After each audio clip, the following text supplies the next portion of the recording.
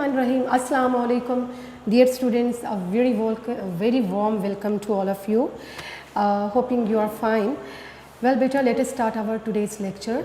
And as you know that we have started our fifth lesson from book 2, and that is on destroying books. And we have learned almost first two paragraphs of this chapter, and let's finish some more work. Let's do some more work, some more paragraphs. तो बेटा on destroying books जो है ये एक comic ऐसे है, एक मज़ाहिया सा ऐसे है, और ये इसकी राइटर की मिडनाइट एडवेंचर है कि how he happened to get rid of his old stuff, old volumes, old books, कि किस तरह उसने अपनी पुरानी किताबों से निजात पाई। ये सारी एडवेंचर जो है इसने बड़ी मज़ाक़ ख़ेज़ अंदाज में बयान की है। तो this prose has been written by J.C. Squire। आपको मैंने बताया था ही was an eminent British writer, British author and editor of a famous magazine, literary magazines, London Mercury। Right बेटे, पढ़ते हैं। इसमें हमें क्या बताया गया था, थोड़ा सा मैं इसका आपको इसको थोड़ा सा रिवाइज़ कर लेते हैं, थोड़ा सा गो थ्रू कर लेते हैं, थोड़ा सा एक दफ़ा फिर थोड़ी सी समरी आपके साथ शेयर हो जाए, बल्कि थोड़ा सा जो प्रीवियस पढ़ा है उन पैराग्राफ्स के हवाले से थोड़ा सा डिस्कशन करना चाहूँगी। एक्चुअली राइटर ने अखबार में ये पढ़ा था कि लोगों ने अपने यूज़लेस बुक्स जो हैं वो ट्रुप्स को भेज दी हैं, फ़ौज अफवाज को भेज दी हैं, और वो कह रहा है कि ये तरीका तो सही नहीं है, लेकिन वो ये समझता है कि जो यूज़लेस मटेरियल होता है ना, घर में जो यूज़लेस बुक्स होती हैं which are no more in use, जो कि हमारे इस्तेमाल में नहीं रहती हैं, विच आर नॉट वैल्यूएबल, जो हमारे लिए ज़्यादा कारआमद नहीं है, हमें क्या करना चाहिए, वो should destroy all such materials on urgent basis. ठीक है, उन्हें घर रखने की ऐसे मटेरियल को ज़रूरत नहीं है, उसको डिस्ट्रॉय कर देना चाहिए। और फिर वो क्या कर रहा है, he sharing his own experiences of destroying these books. ठीक है, he says that once he lived in a flat in a building, and certain books of verse, certain book of poetry got accumulated in that flat, and he wanted to get rid of them. तो solution क्या था उसके पास, वो किताबें, वो कहता था it is not possible to burn this books on cooking range, and it is not possible to stay with them in the same room because they are occupying more and more place. क्योंकि मेरा छोटा सा कमरा है, वो कहता है मैं जहाँ रह रहा हूँ, और ये किताबें जो है काफ़ी जगह घेरे हुए हैं और मेरे लिए बेमानी है, सब ओल्ड एडिशंस हैं, तो इनको मुझे डिस्ट्रॉय करना है। इसको डिस्ट्रॉय करने के मुख्तलिफ तरीके जो हैं उसके जहन में आ रहे हैं।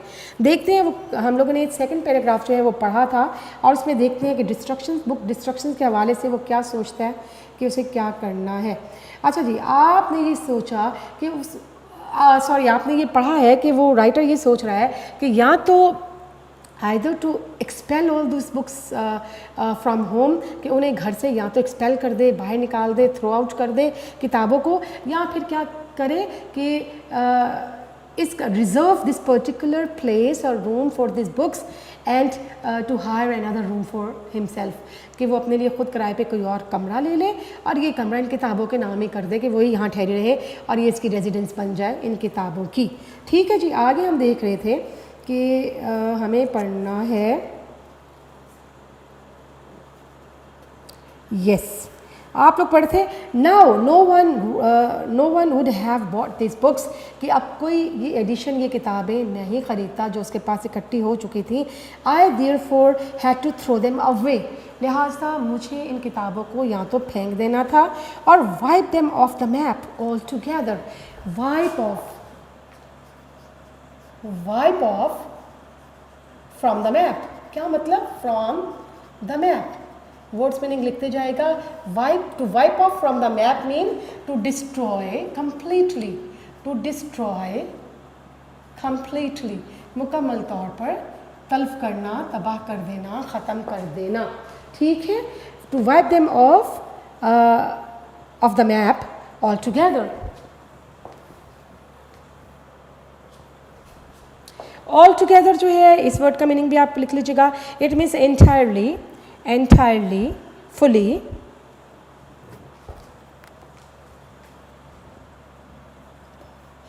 जी आपका वर्ड था to wipe off the map.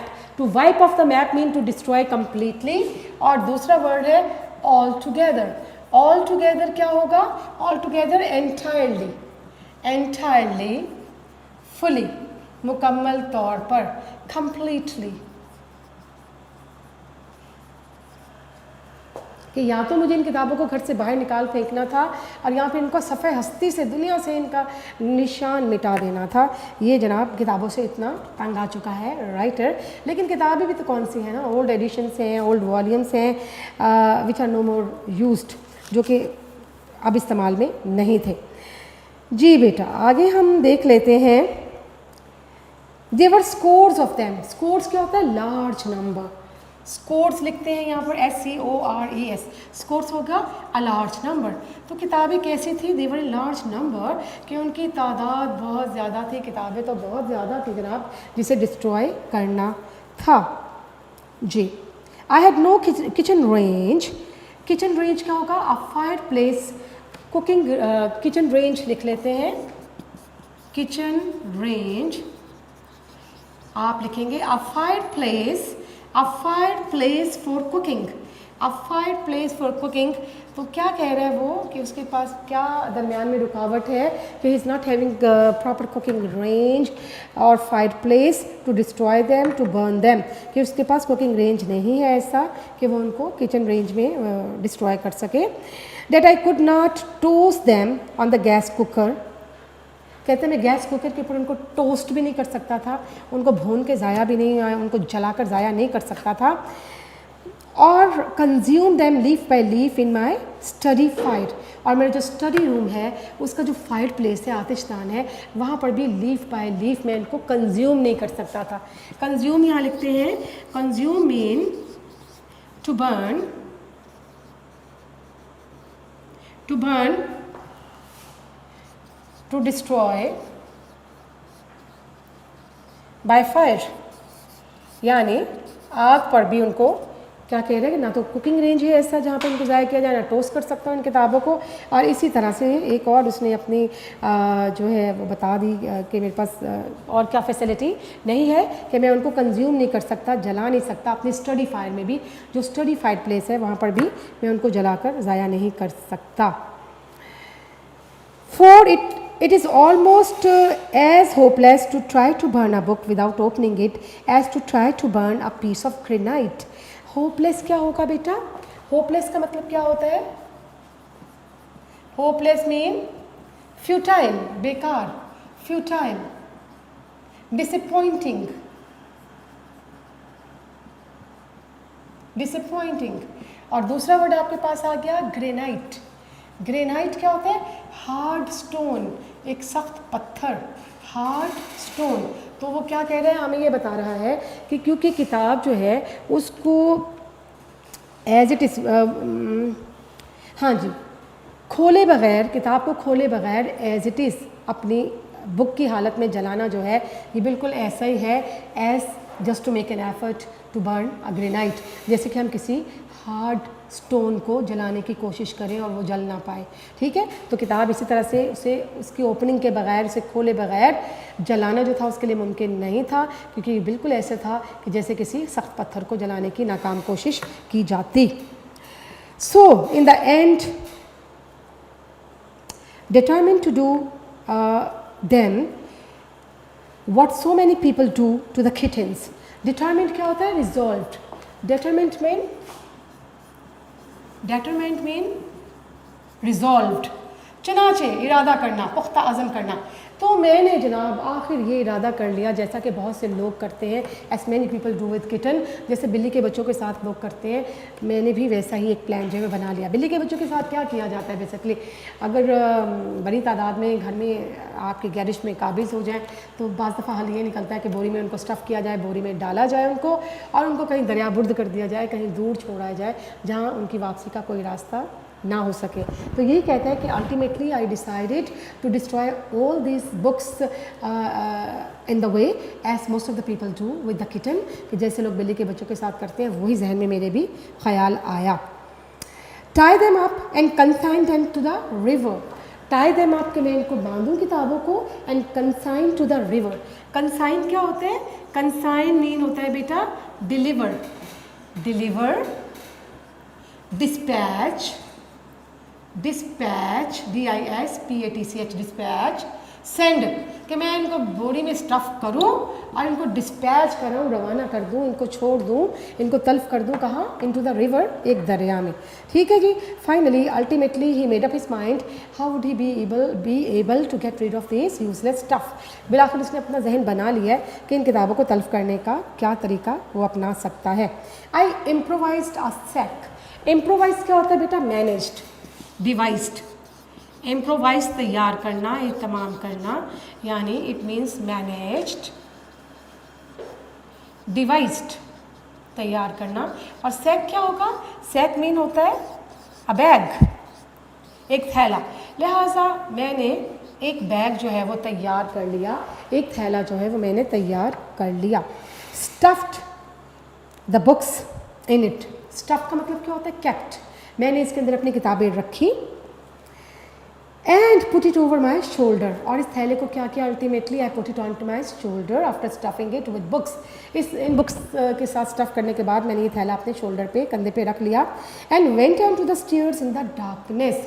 और तारीकी में गली में निकल गया। ठीक है। Here starts the real adventure, the midnight adventure of the writer.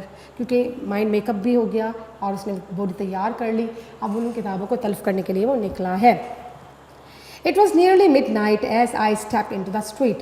और जब मैंने गली में कदम रखा तो क्या उस वक्त टाइम क्या था? It was midnight, क्या आधी रात का वक्त था। There was a cold nip in the air. Nip क्या होगा? Nip कहा जाता है a feeling of cold, chill, a feeling of cold यानी कि chill। तो हवा में क्या था? खुनकी का, ठंडक का एहसास था जब वो आधी रात को निकला है। द डे वॉज आगे से हम पढ़ रहे हैं। The sky was full of stars. आसमान सितारों से भरा हुआ था। And the greenish yellow lamps through long gleams across the smooth hard road. Gleams क्या होता है? ग्लीम्स भी लिख लेते हैं यहाँ पर। ग्लीम्स कहा जाता है फ्लैश ऑफ लाइट, रेस किरणें, या फिर फ्लैश ऑफ लाइट यानी रोशनी की किरणें। तो जनाब आधी रात का वक्त है, खुनकी है, और इसके अलावा क्या कहा जा रहा है कि जो ग्रीनिश येलो लैंप थे, जो सब्ज़ माइल जो पीली रोशनी थी लैंप्स की, वो हार्ड और रफ रोड के ऊपर बिखरी हुई थी। ठीक है। तो आपको क्वेश्चन आ जाता है, right a note on the midnight adventure of the writer. उसमें आपने ये सब लिखना है। ठीक है कि मिडनाइट एडवेंचर क्या थी कि there was a cold nip in the air and the sky was full of stars and the greenish yellow lamps were throwing their gleams on the smooth but hard road. ये उसकी midnight adventure का ये उस वक्त दौरानिया था। आगे देखते हैं। Few people were about mean moving here and there. कि उस वक्त कुछ लोग ही इधर उधर नज़र आ रहे थे, बहुत कम, ना होने के बराबर। फ्यू का मतलब ना होने के बराबर है।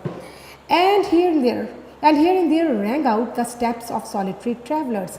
Wrong out mean sounded. ये बेटे मैं ये मीनिंग्स जो है इनको रेस कर रही हूँ। अब हम नेक्स्ट मीनिंग जो है उसको देखते हैं। आपके पास नेक्स्ट वर्ड क्या आ गया?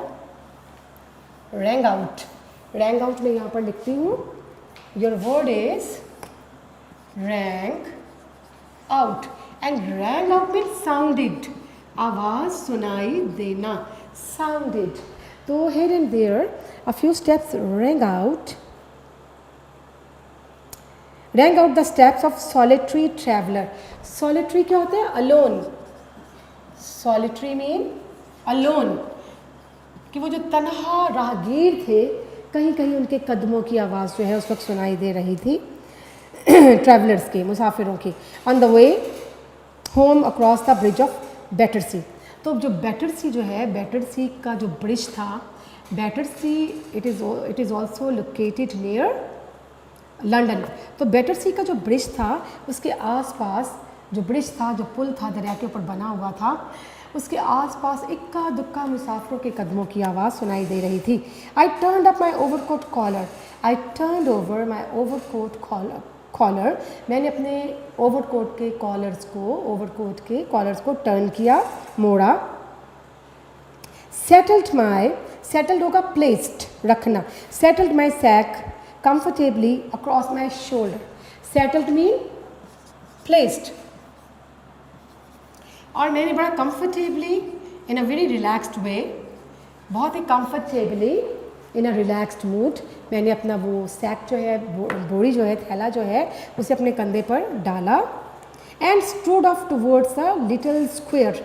स्ट्रोड ऑफ होता है मार्च, पेशकदमी करना, STRODEOFF। Strode of mean marched, MARCHD। Square क्या होता है?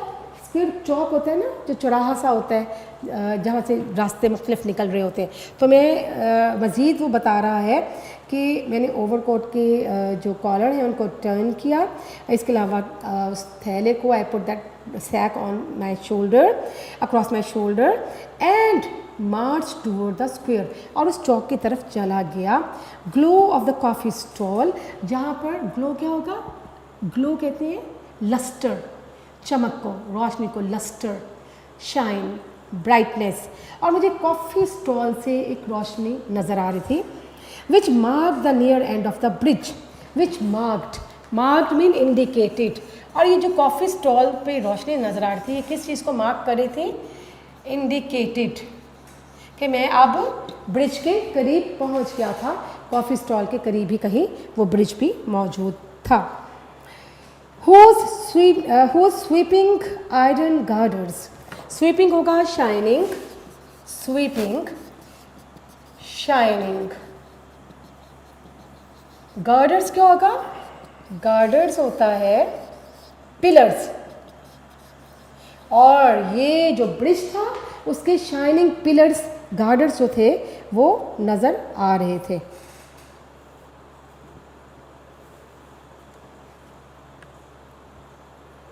Were just visible against the dark sky behind, यानी जो तारीक आसमान था पस मंज़र में था, और सामने वो जो कॉफ़ी स्टॉल से रोशनी उमड़ के आ रही थी, उससे उस रोशनी में वो जो गार्डर थे, स्वीपिंग गार्डर, चमकदार जो सतून थे, लोहे के जो वो सतून से बने हुए थे ब्रिज के, वो दिखाई दे रहे थे।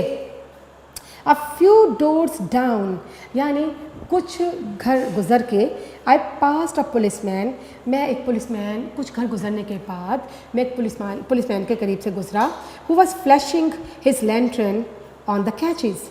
फ्लैशिंग होगा throwing light, flashing, throwing light, यानी रोशनी डालना, थ्रोइंग लाइट। जी बेटा, रोशनी डालना। तो अब क्या है, कहते हैं कुछ घरों के पास से गुजरने के बाद मैं जनाब एक पुलिस ऑफिसर के करीब से गुजरा हूँ, और एक पुलिसमैन था, वो क्या कर रहा था, बहरहाल वो एक गार्ड था जो कि रात की ड्यूटी पर था, and he was flashing his lanterns on the catches of the basement windows. जी बेटा, आपके पास वर्ड आता है कैचेस, और कैचेस क्या होता है?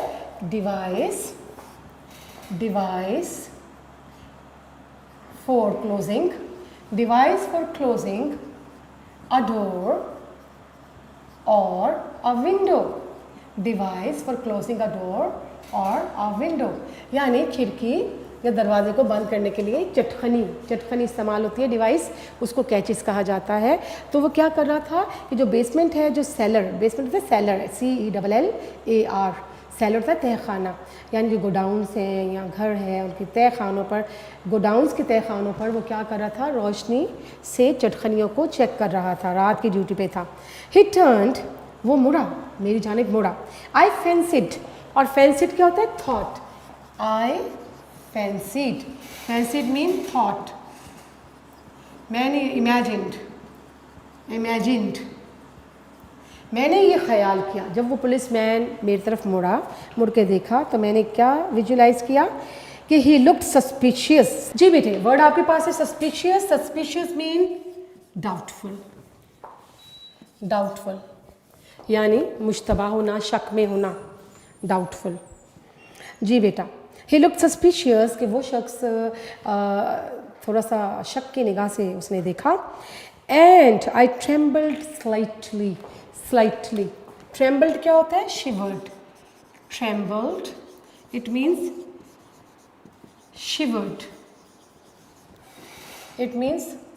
शिवर्ड, और slightly mean SLIGHSLIGHTLY,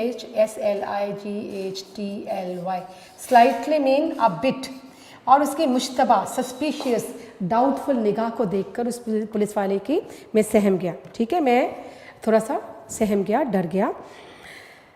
The thought occurred to me. Occurred mean came into mind. Occurred mean happened भी होता है। Occurred to me means came into my mind. Came into my mind. तो मेरे जहन में ये ख्याल आया जब उस पुलिस वाले ने बड़े मुश्तबा अंदाज में मुझे देखा, तो मेरे जहन में ये ख्याल आया कि perhaps he suspects क्या होगा? doubts। सस्पेक्ट मीन डाउट, शक करना। मेरे जहन में क्या ख्याल आया कि शायद ये पुलिस वाला किसी शक में है। That I have swag in this sack. Swag क्या होता है? Stolen goods. Swag SWAG, swag होता है स्टोलन गुड्स, चोरी का माल। कि शायद पुलिस वाले को शक पड़ गया है कि जो बोरी मैंने उठा रखी है इट हैज़ स्वैग और स्टोलन आइटम्स इन इट, कि इसमें चोरी का सामान मौजूद है। जी बेटे, ये मीनिंग आपने लिख ली है। ये वाली साइड में रिमूव कर देती हूँ ताकि मज़ीद मीनिंग जो है वो भी आपके साथ पढ़ने के दौरान शेयर किए जा सके। देखिए आप, उसकी मिडनाइट एडवेंचर कितनी इंटरेस्टिंग है, और वो बहुत डरा हुआ है, राइटर बहुत सहमा हुआ है कि मुझे कोई पकड़ ना ले, कोई मुझे अरेस्ट ना कर ले। जी, I was not seriously disturbed as I knew that I could bear investigation. Bear mean face. Bear here means face. और investigation mean इन्वेस्टिगेशन क्या होता है? इंक्वायरी। कहते हैं बहरहाल मैं इतना नहीं डरा क्योंकि मैंने महसूस किया कि अगर मेरी इंक्वायरी लगती है तो I will bear it, I will face it, मैं इसको फेस कर लूँगा। That nobody would be suspected of having stolen such goods. किसी भी इंसान पर शक नहीं किया जा सकता कि ऐसी चीज़ों को चोरी करेगा। कैसी चीज़ें? बेकार किताबें। और दो they were all first editions होगा volumes. Editions mean here volumes, किताबें, क्योंकि वो सब की सब बहुत पुरानी किताबें थी, वॉल्यूम्स थे। तो मुझे ज़हनी तौर पर एतबार था कि मुझ पर कोई क्या शक करेगा, ऐसी चीज़ें कौन चोरी कर सकता है। वो सब की सब पुरानी एडिशन है, पुरानी किताबें हैं। एस आई वॉज कैरिंग, जो कि मैं उठाकर ला रहा था। नेवरदलेस होगा हाउ एवर, बहरहाल। I could not help mean could not avoid the slight unease. Slight होगा a bit, slight mean a bit, और अनईज क्या होगा? अनईज होगा discomfort, anxiety, discomfort. It also means anxiety. लेकिन मैं उस खौफ से बच ना सका। कौन सा खौफ? देखते हैं जनाब, उसके जहन में मौजूद है कि आई could not help the slight unease which comes to all who are eyed suspiciously, doubtfully। वो तमाम suspiciously, doubtfully, यानी मैं उस फीलिंग, उस कैफियत से बच ना सका जिसका सामना तमाम, उस बेचैनी से बच ना सका जिसका सामना उन लोगों को करना पड़ता है जिन्हें शक की निगाह से देखा जाए। यानी अगर किसी को शक की निगाह से देखा जाए तो बहरहाल वो थोड़ा सा सहम जाता है और वो परेशान हो जाता है, अनईज़ी फील करता है। तो यही अनईजीनेस और डिस्कम्फर्ट की कैफियत किसकी है? राइटर की है। He was also in a state of discomfort और uneasiness because of being suspected by that officer, because of the feeling that he might be suspected by that police officer, कि police officer शायद मुझ पर suspect ही ना करे, मुझ पर कहीं शुबा ना कर बैठे। तो उसमें फीलिंग कैसी आ रही है? डिस्कम्फर्ट की। किसमें? राइटर में। And to all who detected क्या होता है? Traced, discovered, detected, it mean traced out, discovered, तलाश करना, पाया जाना। ठीक है जी, आपके पास वर्ड आ गया कि हुआ detected in any deliberately furtive act. Deliberately क्या होगा? Deliberately intentional, it means intentional, इरादतन, शऊरी तौर पर किया गया काम, इंटेंशनल। और फर्टिव क्या होगा?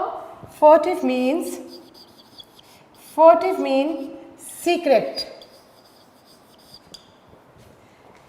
जी, वो कह रहा है कि मेरी फीलिंग कैसी है, मेरी फीलिंग मज़ीद वो बता रहा है कि कैसे शख्स की तरह थी, who is detected in deliberately furtive act, जो कि दानिस्ता तौर पर किसी छुपे हुए काम को करने की वजह से डिटेक्ट हो जाए, जो कि छुप कर कोई काम कर रहा हो, किसी से छुप कर काम कर रहा हो, फर्टिव एक्टिव हो उसका, और वो अचानक ही डिटेक्ट हो जाए, जिसे लोग एकदम पकड़ लें, जान लें।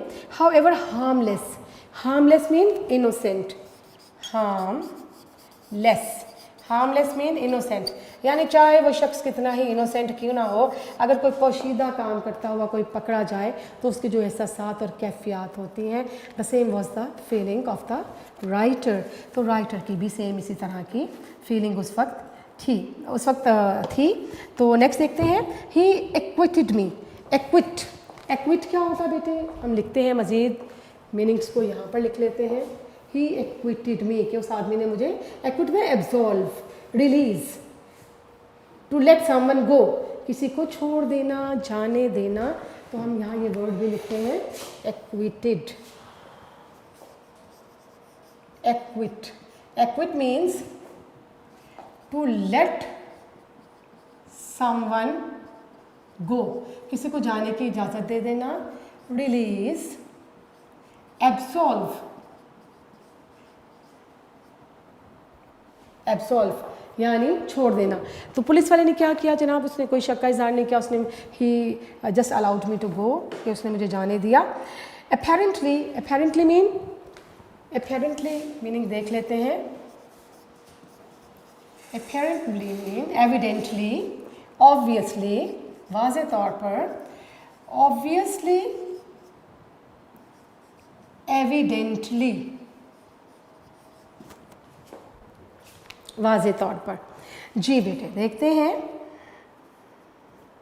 एंड विद अ स्टेप, यानी उसने मुझे वाज़े तौर पर, साफ तौर पर जाने दिया।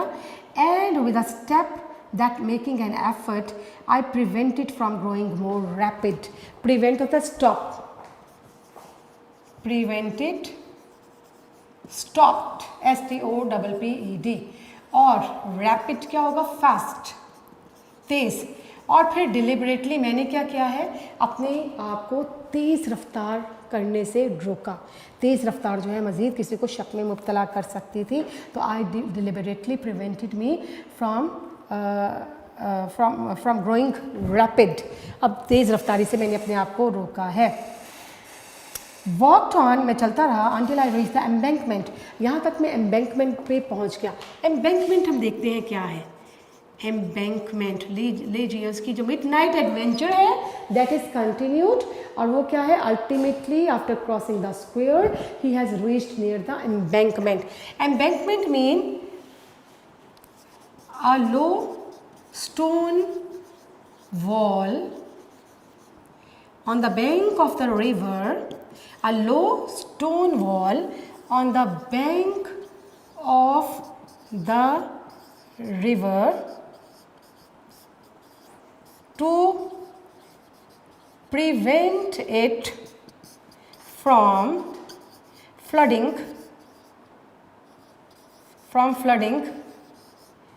the area। देखिए बेटे, एम्बैंकमेंट जो होता है ना, इसको उर्दू में हम कहते हैं दरिया का पुश्ता।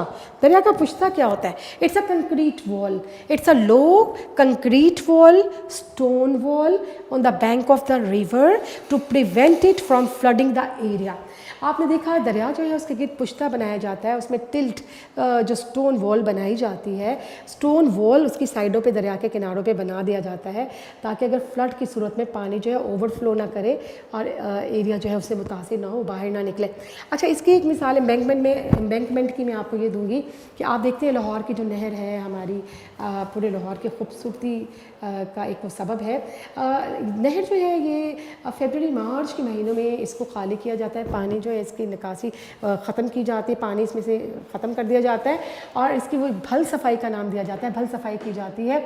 और इसकी जो है ना वो कंक्रीट वॉल्स बनाई जाती हैं साइड पे, ताकि जब स्प्रिंग सीज़न में या समर में जो पानी पीछे से ग्लेशियर पिघलने की वजह से जो पानी आ रहा है दरियाओं में और नहर की तरफ भी रुख है, तो पानी ओवरफ्लो होके वो उस नहर से बाहर सड़क पर ना निकल आए, तो इसको एम्बैंकमेंट कहा जाता है। A concrete wall, a low concrete wall, ठीक है, on the bank of a river और canal to prevent water from flooding the area, ताकि पानी ओवरफ्लो होके एरिया को क्या ना करे, फ्लडिड ना करे, सैलाब की सूरत हाल पैदा ना कर सके। तो वो कह रहे हैं मैं दरिया के उस पुश्ते तक, स्टोन वॉल तक, कंक्रीट वॉल तक बिलाखिर पहुंच गया। It was then that all the implication of my action revealed themselves. Revealed और इम्प्लीकेशंस, आपके पास दो वर्ड आ गए और मैं ये वाली वर्ड्स इस साइड के रिमूव कर रही हूँ और मैं आपको इसके मीनिंग लिख के दूँगी। इसमें आपके पास ये वर्ड कौन कौन से आ गए हैं? वर्ड एक तो है इम्प्लीकेशंस, इम्प्लीकेशंस यहाँ लिखती हूँ मैं। इम्प्लीकेशंस का मतलब क्या होता है? इम्प्लीकेशंस कॉन्सिक्वेंसेस, रिजल्ट्स, कॉन्सिक्वेंसेस, नताइज, रिजल्ट को कहा जाता है। और दूसरा वर्ड आपके पास है इसी पैराग्राफ के अंदर, रिवील्ड। रिवील्ड का मतलब डिस्क्लोज्ड, जाहिर हो जाना, डिस्क्लोज्ड। और अब क्या था कि जो मैं काम कर रहा था, अब उसके नताइज जो थे वो सारे के सारे डिस्क्लोज होना शुरू हो गए थे, मेरे सामने आना शुरू हो चुके थे। I leaned against the parapet. Leaned क्या होता है? Stooped. Leaned, stoop, STOOPED, stoop होता है झुकना। और पैरापेट क्या होता है? पैरापेट होता है लो वॉल नियर द ब्रिज, कि जो ब्रिज है, पुल है, उसके करीब जो छोटी सी वॉल होती है, लो वॉल होती है, जहाँ रेलिंग हो सकती है, आप इसको रेलिंग भी कह सकते हैं, लो वॉल और रेलिंग, ठीक है, at the end of the bridge, near the bridge और लो वॉल और रेलिंग। मैं दोबारा यहाँ आपको लिख देती हूँ, लो वॉल और railing at the end of the bridge, कि पुल के एंड पे जो एक वॉल से बनी होती है, लोग वहाँ अक्सर मौसम एंजॉय करते हैं, ब्रिज पे जाते हैं जब, और दरिया का जो है नज़ारा करते हैं, तो वो छोटी सी जो एक रेलिंग बनी होती है उसको पैरापेट कहा जाता है। And looked down into the faintly luminous swirls of the river. बेटे इसमें वर्ड आपके पास आ गए, फेंटली, ल्यूमिनस और swirls. Faintly, faintly mean dimly, मध्यम से। ल्यूमिनस क्या होता है? ब्राइट। ल्यूमिनस ब्राइट, चमकदार। और स्वर्ल्स क्या होता है? Swirls, SWIRLS। स्वर्ल्स होते हैं circular motion of the water, भंवर, circular motion of the water. Whirlpool होते हैं जैसे वर्लपूल, ठीक है जी। Swirls, circular motions of the water, पानी में भंवर पड़ना। तो अब क्या है? I leaned against the parapet, मैं छोटी सी जो मंडेर है, जो दीवार सी थी जहाँ से झुक के दरिया को देखा जा सकता था, वहाँ मैंने देखा। And look down into the faintly luminous swirls of the river, और उस दरिया के अंदर जो बनने वाले भंवर थे उनकी जानिब देखा। Suddenly, I heard a step near me. अचानक मुझे अपने करीब कदमों की आवाज़ सुनाई दी। Quite automatically, automatically क्या होगा? Mechanically, बड़े मैकेनिकली, बड़े ही तेज़ अंदाज में, mechanically. I sprang back from the wall. मैं उस दीवार से पीछे, sprang back क्या होगा? Sprang back, jumped back. जी बेटे, बस एक लाइन और पढ़ते हैं क्योंकि ये time is about to end, और बाकी इंशाल्लाह फिर इसको नेक्स्ट लेक्चर में ख़त्म करते हैं। तो वो क्या कह रहे हैं? बड़ा ही मैकेनिकली। आपके पास वर्ड आया था ऑटोमेटिकली, मैं ये लिख देती हूँ, automatically. It means mechanically, mechanically, मशीनी अंदाज में, ठीक है। तो बड़े ही, स्प्रैंग क्या होता है? Sprang back, jump back. Sprang back means jumped back. तो मैं बड़े ही मैकेनिकल, बड़े ही मशीनी अंदाज में, जब एक आदमी वहाँ से गुजरा है मेरे करीब से, तो मैंने क्या है? जंप किया है, मैंने पीछे की जानिब छलांग लगाई है और दीवार के साथ साथ चलना शुरू कर दिया। आई फर्वेंटली hoped an air of rumination that and unconcerned. ये यहाँ इसको ख़त्म करते हैं. Fervently, it means ardently, severely, शिद्दत से. जी. Hoped, an air of rumination. Rumination क्या होता है? Rumination कहा जाता है meditation, deep thought. Meditation, it also means deep thought. Deep thought, गहरी सोच. Rumination. And unconcerned. Unconcerned क्या होता है बेटा? Unconcerned होता है showing indifference, बेताल्लुकी. Showing indifference. Showing indifference के लाताल्लुकी का इजहार करना. मैंने जो है उसी वॉल के साथ, पैरापेट की जो वॉल है उसके साथ चलना शुरू कर दिया और क्या जाहिर किया है कि मैं अपनी सोच में मुनहमिक हूँ, कुछ सोच रहा हूँ, अनकंसर्न्ड हूँ, सबसे बेताल्लुक हूँ, मुझे किसी में कोई इंटरेस्ट नहीं है. वो ऐसा क्यों कर रहा है राइटर? वो इसलिए कर रहा है कि उस पर कोई शुबा ना करे. उसने बोरी उठा रखी है, बोरी में क्या है? कोई बच्चा अगवा किया हुआ है या उसमें कोई चोरी का सामान है. तो इस खौफ से बचने के लिए वो इस तरह की हरकतें कर रहा है कि उस किसी कदमों की चाप को सुन के ही वो डर गया है और दीवार के साथ साथ चलना शुरू हो गया और जाहिर कर रहा है कि मैं सबसे बेताल्लुक है. And I am in deep contemplation and I am in deep meditation और I am thoughtful about something. ठीक है बेटे, तो here comes the end of today's lecture. बेटा अपना बहुत ज़्यादा ख्याल रखिएगा, अपने लेक्चर को साथ साथ रिवाइज़ करते रहें और साथ साथ चीज़ों को लर्न करते रहें. इंशाल्लाह आपसे नेक्स्ट लेक्चर में फिर बात होती है. Thank you very much. अल्लाह हाफिज़.